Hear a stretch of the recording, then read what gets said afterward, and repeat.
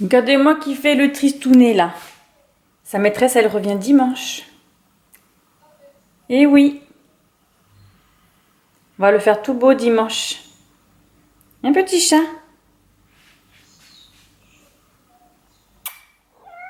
Oui.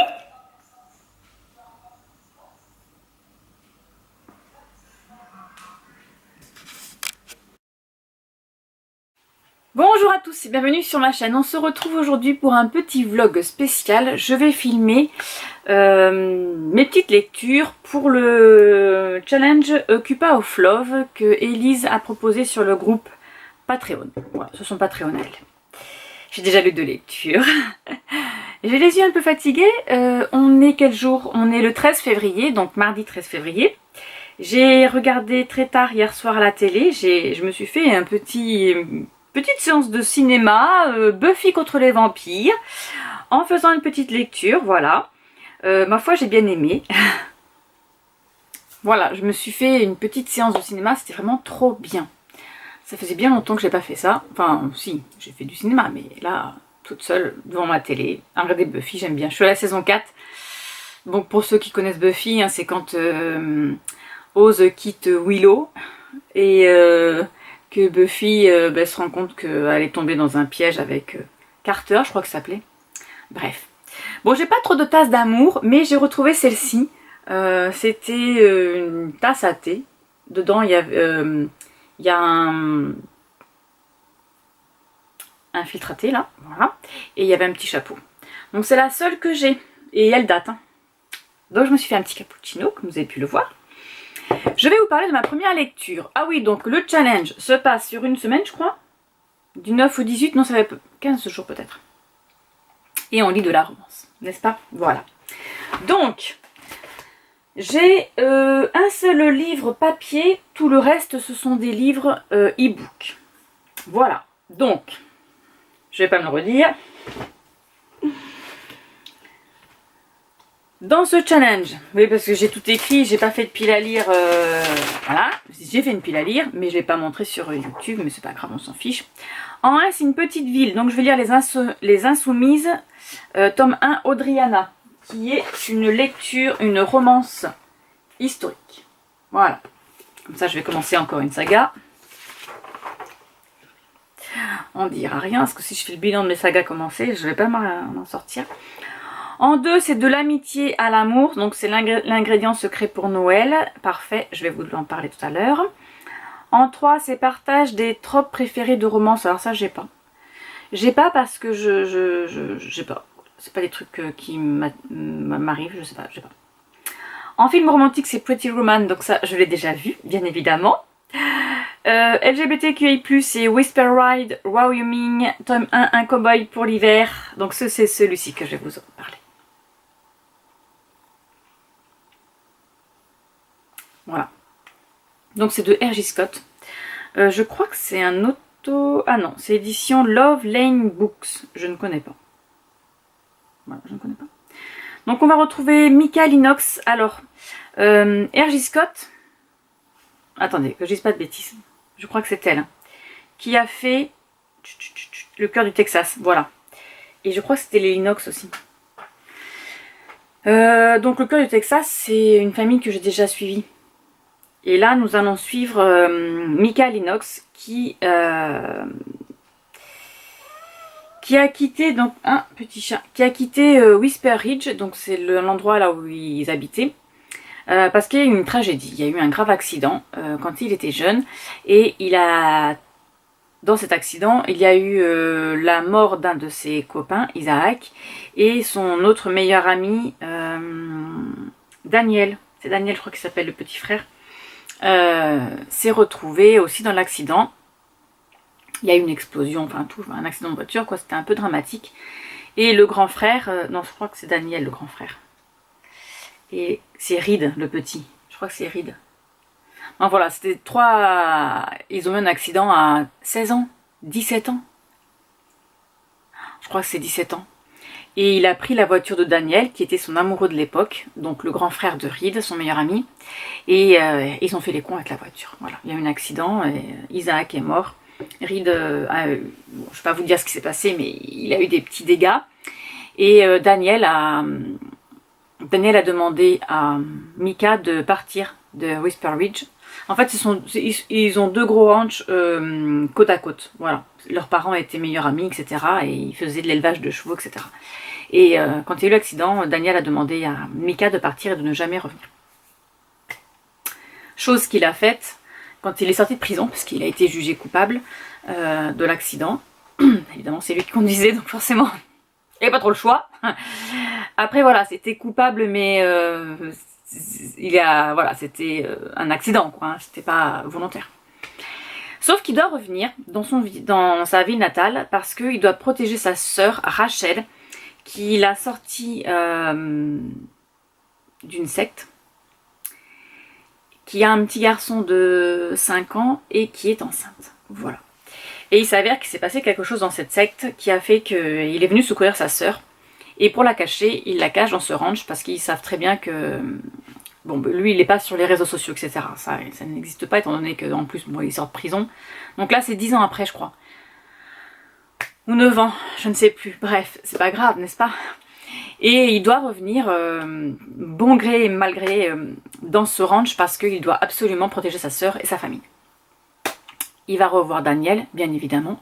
Il va y avoir des conflits, des confrontations, des explications, du pardon. Voilà, parce il va falloir aussi pardonner lui ce qu'il a fait, parce qu'il se sent coupable alors qu'il avait que 17 ans, c'était des jeunes, ils ont fait les andouilles, etc. Revoir aussi son meilleur ami, Reed, voilà. Et parfait, nickel. Comme d'habitude, de toute façon, R.J. Scott, j'adore. Voilà. C'était une magnifique histoire et j'ai adoré. Et là, je vois que ma batterie me dit j'ai terminé, je clignote, je suis en train de mourir. Je vais voir si je peux vous dire le prochain livre, l'autre livre que j'ai lu, et si c'est pas bon, je changerai de batterie. Ensuite, j'ai lu. Je viens de finir à l'instant là. Je suis encore dedans là. Magnifique histoire. J'ai adoré. Accueil, ce qu'il ne peut pas me le donner. Toujours sur ma liseuse. L'ingrédient secret pour un Noël parfait de Valentine Stergan, c'est aux éditions Bookmark.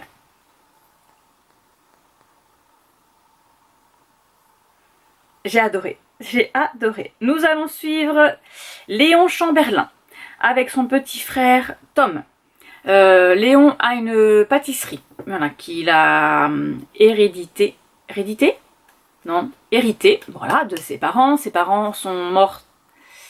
Il était jeune, là Léon il a 33 ans, il avait 21 ans je crois, et du coup il a eu la garde de son petit frère, ils ont 10 ans d'écart. Son petit frère Tom a un meilleur ami qui s'appelle Roméo. Roméo, attendez, parce que... ah mince, il a un nom de famille. Ils en parlent pas. Le Prince, voilà, Roméo le Prince, qui est un grand TikToker et qui a des millions de vues sur TikTok. Et bon voilà, donc c'est un influenceur dont Léon est un chef pâtissier bougon, râleur, qui comprend pas comment on peut vivre de TikTok, qui trouve que c'est vraiment exagéré ces réseaux sociaux, etc. Voilà. Et Léon a un grand souci, donc on passe de Léon à Roméo. Voilà, dans ce bouquin. Léon a un grand souci avec sa pâtisserie, c'est qu'il est endetté et il va devoir la vendre. Voilà. Sauf qu'il ne sait pas comment le dire à son frère Tom. Et il ne sait pas comment avoir de la clientèle pour s'en sortir. Tom a une idée avec Roméo, c'est de lancer un Aidons Léon, Help Léon, et de faire des petites vidéos TikTok, histoire de montrer le travail du pâtissier et de montrer aux gens que la pâtisserie... Alors ils sont sur Rennes, et de montrer que cette pâtisserie est excellente, etc. Donc ils font un jour dans ma vie du pâtissier, hein, quelque chose comme ça. Et sauf que bon, il arrive des petites choses, n'est-ce pas? Et qui font que c'est rigolo, n'est-ce pas? Et on se retrouve avec Roméo qui balance une petite vidéo sur TikTok Sauf qu'au tout début, en fait, il s'est levé très tôt à 3 h du matin, donc il a dormi chez Tom pour revoir Léon, pour montrer la vraie face cachée d'un pâtissier. Donc à 3 h, il se lève, hein, il prend son café, son petit déj et il va travailler.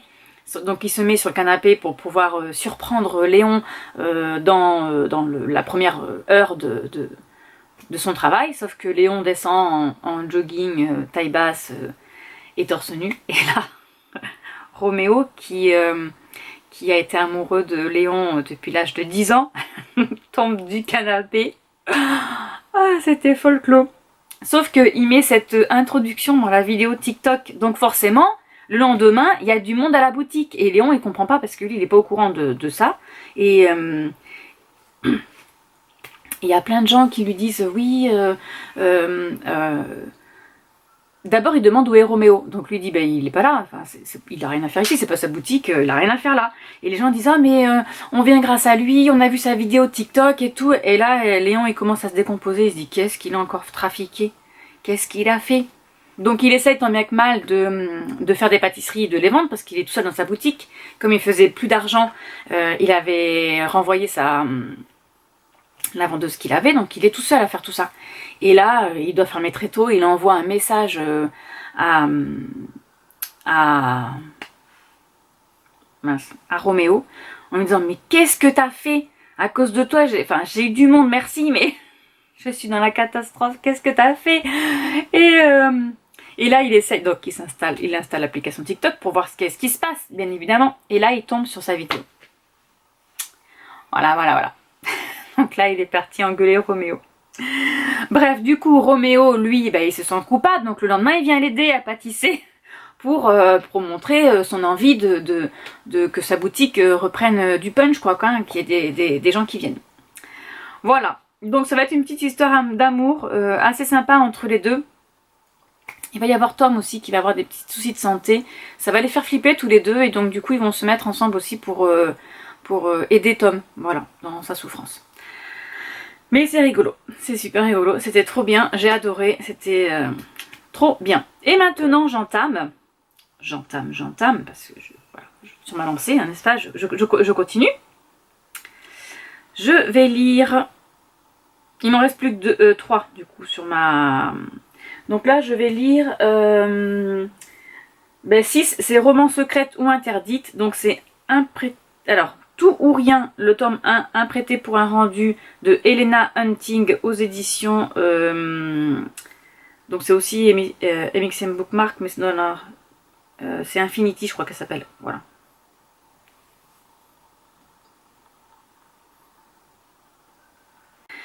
Voilà, donc ça sera la suite de ma lecture. Voilà, je ne vais pas vous en parler plus parce que je ne l'ai pas encore lu, n'est-ce pas? Allez, il est 10 h, je vais vous laisser ici et je vous retrouverai plus tard. Et bonjour à tous, je viens vous faire une petite date. On est le 17 février, donc je continue mon petit challenge Occupy of Love. Je viens de terminer Tout ou rien, le tome 1, un prêté pour un rendu d'Helena Hunting. Donc c'est les éditions Bookmark, mais c'est l'édition Romance Passion. Donc c'est la collection Romance Passion. Nous allons suivre Rook, qui est un playboy et qui... son papa est décédé l'année dernière et en fait tous les ans ils allaient avec son frère entre hommes dans un chalet. Alors c'est pas le Montana. Je ne sais plus où, en Alaska. Voilà. Pour pêcher, voilà, prendre du temps entre garçons, voilà, se retrouver, etc. Là, il devait partir avec son frère, son grand frère. Seulement, sa femme, à lui, il va avoir un bébé et ça se passe pas très bien. Elle est à, on va dire, 7 mois de grossesse, 8 mois de grossesse. Et du coup, son frère décide de rester avec sa femme et lui, il va partir tout seul. Il se dit, c'est pas grave, je vais partir tout seul. C'est un hockeyeur très connu qui a plein de petites copines. Voilà, on va dire ça comme ça. Et qui s'est fait harceler une fois. Donc là, il se retrouve en Alaska, dans son petit chalet. Et il va faire la connaissance d'une jeune fille qui a loué un chalet. Le chalet en bas de chez lui, donc à 2-3 km on va dire. Ils vont se rencontrer dans l'avion, ils vont sympathiser. Et ensuite, lui, comme il a une voiture pour pouvoir rentrer dans son chalet, il va l'accompagner, il va l'emmener dans son chalet à elle. Sauf qu'il va découvrir que c'est un chalet à l'abandon, qu'elle s'est fait avoir sur internet pour la location. Mais elle insiste, elle dit que, alors je sais plus comment elle s'appelle, l'aînée. Elle insiste en disant que c'est pas grave, qu'elle est partie pour l'aventure, qu'elle est là que pour 6 semaines, je crois, quelque chose comme ça. Elle doit faire des reportages sur les animaux. Parce qu'elle est... je ne sais plus comment ça s'appelle, mais elle doit faire une thèse, je crois, quelque chose comme ça. Et il va y arriver des petites bêtises à l'année, parce que du coup, il va y avoir une tempête, elle a peur de la tempête, il va pleuvoir, elle va se retrouver sous l'eau, sans chauffage, et sans électricité. Donc elle va essayer le lendemain d'aller retrouver Rook, donc lui se fait appeler RG, pour pas être reconnu, parce que la fille ne l'a pas reconnu. Donc autant faire avec, elle ne me reconnaît pas, donc je vais donner un faux nom. Bon, bref, ils vont avoir une petite histoire d'amour, n'est-ce pas? Parce que c'est le but du livre quand même. On est dans la romance, hein. Et il va devoir partir parce que son frère va l'appeler en urgence pour lui dire que sa femme est en train d'accoucher et que ça se passe pas très bien, donc il aimerait bien qu'il soit à côté de lui. Donc ils s'en vont en catastrophe. Ils essayent de laisser leurs coordonnées chacun de leur côté, et en fait il s'avère que ils vont jamais retrouver leurs coordonnées. Ils vont se retrouver 1 an plus tard, parce que lui, il va avec son équipe et tous les enfants de ses coéquipiers, ils vont partir en famille dans un musée avec les enfants. Et il va se retrouver nez à nez avec l'aîné, qui travaille au musée et qui fait la visite du musée pour les enfants. Voilà, donc ils vont devoir s'expliquer, oui ou non, comment ça va se passer. Et l'aîné a un secret que Rook va découvrir. C'était une belle petite romance, le cliché standard, mais c'était une belle romance. Ensuite, j'ai lu pour terminer ma semaine, n'est-ce pas? Donc j'ai réussi mon petit challenge. Bon, il n'y a qu'un livre que j'aurais pas lu, mais c'est pas grave. Donc dans les spicy what the fuck, là, dans les petits livres un peu spicy, j'ai lu Les barbares de la planète de sable, le tome 2 Captive de Dana Stone. Alors par contre je crois que c'est auto-édité. Ah non, c'est les éditions Broadmoor Books. Je ne connais pas du tout. Aucune idée.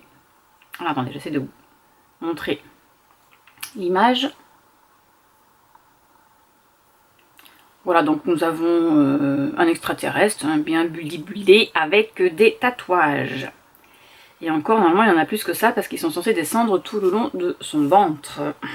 Ça s'appelle des stries chez eux. Donc là, nous allons suivre Max, donc dans la planète des barbares, là. Ce sont des chasseurs de primes qui devaient aller récupérer, donc ils appellent ça une prime, devaient récupérer une personne, c'est un docteur, Max, parce qu'il y avait une prime sur sa tête, voilà. Et ils se sont retrouvés confrontés avec un autre chasseur de primes qui les a pris en chasse pour récupérer le docteur, et il a fait exploser leur vaisseau au-dessus d'une planète de sable, et ils vont se retrouver, donc c'est un équipage complètement féminin, et ils vont se retrouver toutes sur cette planète, voilà. Dans le tome 1, le capitaine va se retrouver confronté avec le fils du clan des barbares, des sables, parce qu'il y a de la ville, il y a du sable dans le désert, et bon, elles vont se faire capturer par des méchants, etc., et les autres sont venus les délivrer, et elle va être la concubine de ce barbare à lui. Dans cette planète-là, ils ont presque plus de femmes, parce que, donc, en fait, c'était un clan uni, et il y a une personne qui a décidé qu'ils allaient vivre dans les montagnes, vivre dans des maisons, etc., et les autres vont rester un peu des barbares, ils vont rester un peu dans le sable, dans des tentes, dans le désert, etc. Et dans ceux qui vivent dans la ville, ils ont fait des expériences scientifiques qui ont détruit la plupart de leurs femmes, parce qu'en fait ils étaient jaloux, ils voulaient tuer les femmes des barbares, et en fait ça aussi, ce virus a aussi atteint leurs femmes à eux dans les villes, et du coup ça a décimé presque la population des femmes. Ça n'a touché que les femmes, et il s'avère que dans celui des villes, les femmes sont des harems, donc elles vont pour plusieurs hommes, on va dire, voilà. mais parce qu'elles n'ont pas le choix. Il n'y en a pas assez pour tout le monde et il faut qu'ils fassent des enfants. Le problème c'est qu'il ne faut pas non plus qu'ils soient trop consanguins, donc ils essayent de pas voilà, ils se débrouillent pour pas faire d'enfants avec les mêmes personnes. Bref. Et dans l'autre, du côté des sables, eux ils sont plus fidèles, du côté fidèle, ils n'aiment pas trop le partage, ça fait un peu homme de Cro-Magnon. Et donc eux aussi ils sont en pénurie de femmes, et quand ce vaisseau tombe du ciel avec, je crois qu'elles sont 5 ou 6 femmes à bord, évidemment les deux clans essayent de récupérer ces femmes. Donc ceux des villes, les méchants, ont capturé quelques femmes, et ceux des sables sont avec les autres filles, sont là pour aller les chercher.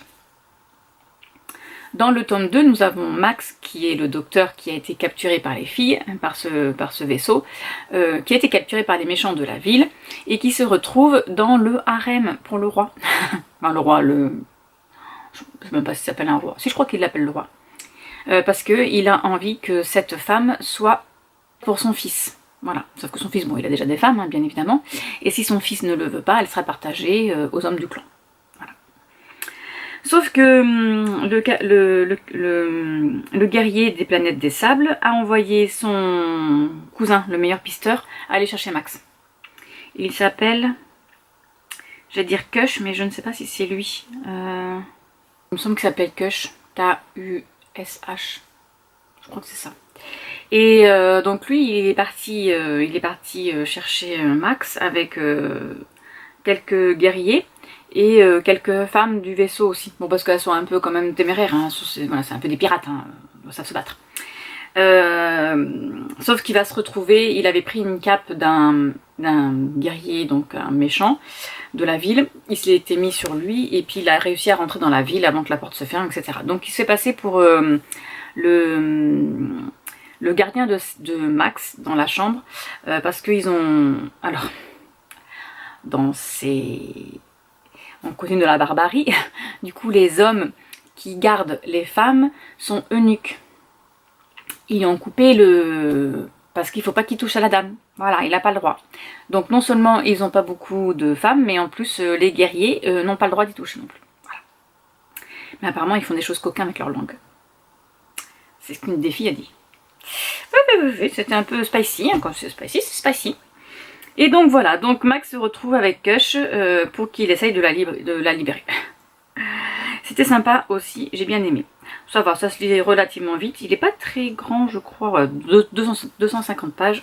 Eh bien écoutez, j'ai lu 4 livres sur 5. Donc j'ai regardé Pretty Woman, bien évidemment.